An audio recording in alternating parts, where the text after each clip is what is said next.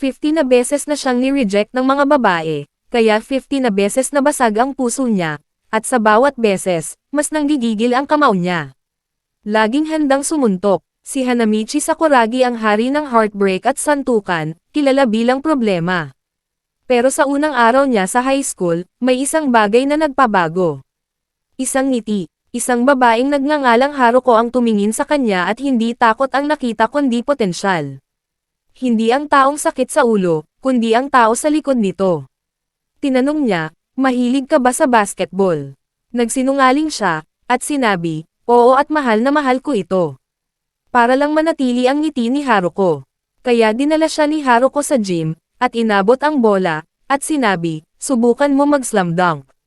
Tumakbo siya, tumalon, at imbes na bola, ulo niya ang tumama sa board. Nakakahiya at nakakatawa, pero si Haruko, may ibang nakita. Hindi kahihiyan, kundi hilaw na talento, at hindi nagtagal, hinarap niya ang mga nakatatandang bully na tinukso ang pula niyang buhok at ang tangkad niya. Si Hanamichi Sakuragi ay tumayo ng tuwid, kamaoy ng gigigil, handang lumaban muli, pero hindi na para sa yabang, kundi para sa isang bagong dahilan. Sa araw na iyon, isang maayos na tao na ang gumawa ng unang hakbang patungo sa pagiging alamat sa basketball court, ito ay para sa pag-ibig, pangarap, at para mahanap kung saan siya talaga nabibilang.